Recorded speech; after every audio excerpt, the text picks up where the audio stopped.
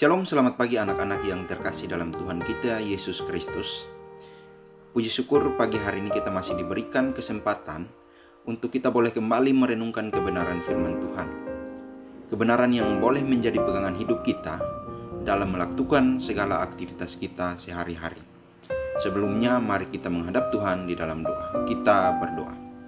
Allah yang baik, kami mengucap syukur untuk anugerah-Mu yang begitu luar biasa dalam setiap detik kehidupan kami.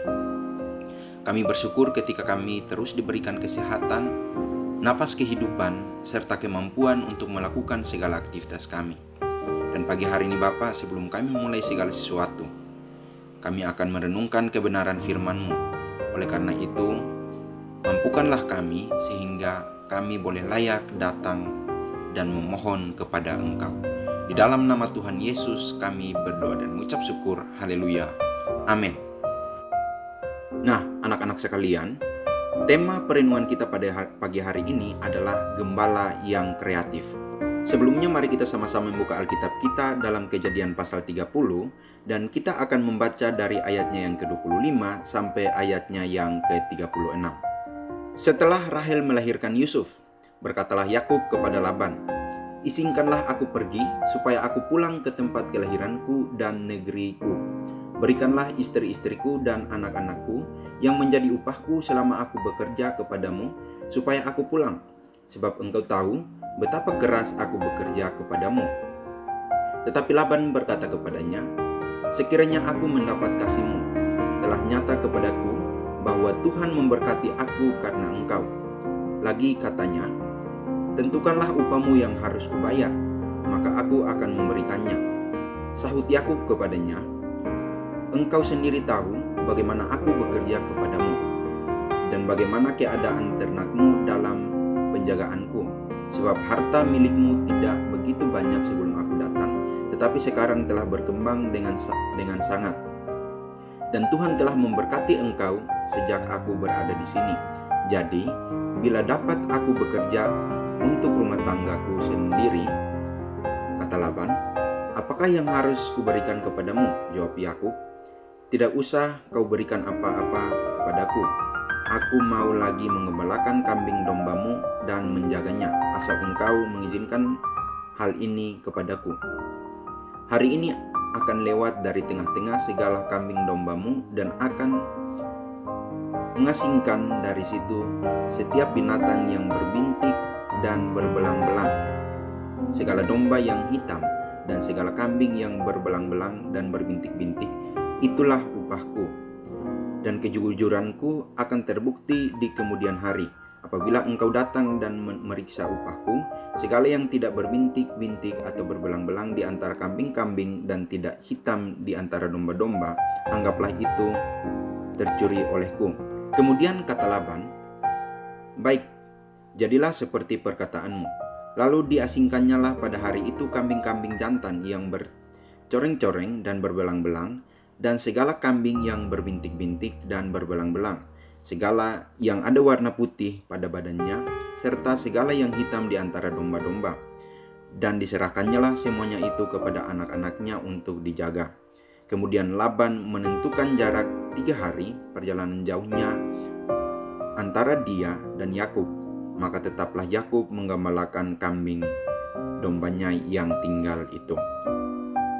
Nah, anak-anak sekalian, sebelum kita membahas lebih jauh, Bapak ingin mengatakan bahwa sesuai dengan ayat firman Tuhan, bahwa manusia boleh merencanakan, tetapi Allah yang menentukan.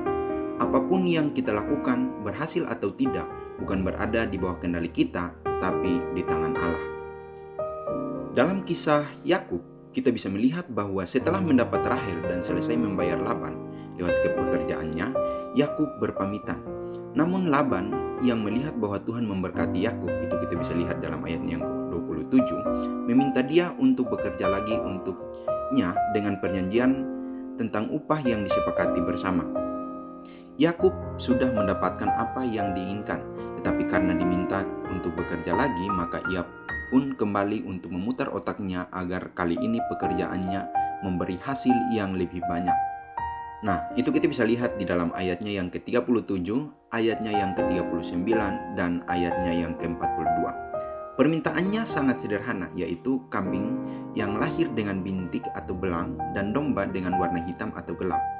Adalah ternak yang akan menjadi bagian yang dia miliki. Itu bisa dilihat di ayatnya yang ke-33. Umumnya, kambing yang memiliki warna coklat tua atau hitam, ya, sedangkan domba umumnya berwarna putih. Artinya apa? Apa yang diminta oleh Yakub itu sangat sederhana. Kenapa? Karena hanya sedikit kambing yang memiliki corak seperti yang diminta oleh Yakub, yaitu memiliki bintik belang. Nah, demikian pula sangat sedikit, ya, domba yang memiliki warna hitam atau gelap. Nah, dengan permintaan yang sangat sederhana, maka Laban jelas sangat gembira dengan tawaran tersebut, sebab Laban melihat bahwa dirinya tentu akan lebih diuntungkan dalam perjanjian ini. Nah, karena itu, maka tanpa pikir panjang lagi, Laban pun akhirnya menyetujui apa yang diminta oleh Yakub. Itu kita bisa lihat di ayatnya yang ke-34. Namun, apa yang terjadi kemudian?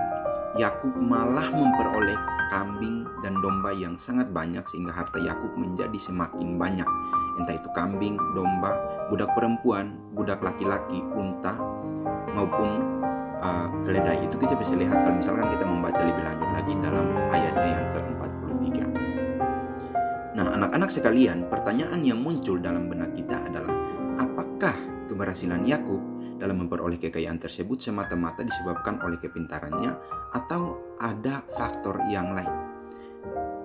Di sini kita bisa melihat bahwa ternyata Yakub pun tahu dan percaya bahwa bukan karena kemampuan dirinya ia berhasil, tetapi karena Allah yang telah memberkati dirinya dengan keberhasilan tersebut.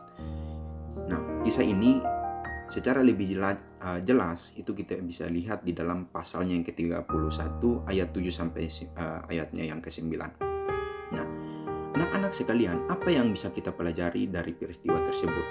Ya, sebagai anak-anak Tuhan, hendaknya kita pun tidak menjadi pribadi yang sombong bila kita berhasil. Sebab keberhasilan itu kita peroleh karena Allah berkenan untuk memberkati usaha kita. Allah adalah sumber berkat dan yang mempunyai rencana besar untuk hidup kita dan yang membuat segala hal yang mustahil menjadi suatu kenyataan. Yakub yang awalnya adalah pekerja biasa yang mana ia bekerja kepada Laban selama 14 tahun lamanya, ya, tapi akhirnya bisa diubahkan hidupnya oleh Allah karena ketekunan, karena kerja keras, serta karena kejujurannya. Oleh karena itu, marilah kita sama-sama belajar dari kisahnya Yakub. Ya, anak-anak sekalian, inilah perenungan kita pada pagi hari ini. Semoga firman Tuhan terus memberkati kita. Mari kita berdoa. Puji syukur kami panjatkan kembali ke hadapan hadirat-Mu karena kasih-Mu sehingga kami boleh selesai melakukan devosi. Kiranya Engkau memberkati kami dan terus menyertai kami dalam setiap kegiatan yang kami lakukan. Apapun usaha yang kami lakukan, apapun pekerjaan yang kami lakukan, baik itu sebagai siswa maupun sebagai guru ataupun bahkan orang tua, kiranya Engkau jangan membiarkan kami menjadi pribadi yang sombong. Kiranya Engkau terus menyertai kami, memampukan kami sehingga kami memiliki kerendahan hati ketika kami boleh mendapatkan berkat yang Engkau berikan kepada kami, dan kami boleh manfaatkannya dengan bijak, dengan semaksimal mungkin untuk hormat dan kemuliaan nama-Mu. Ampuni salah dosa kami, hanya di dalam nama Tuhan Yesus kami berdoa dan mengucap syukur. Haleluya. Amin.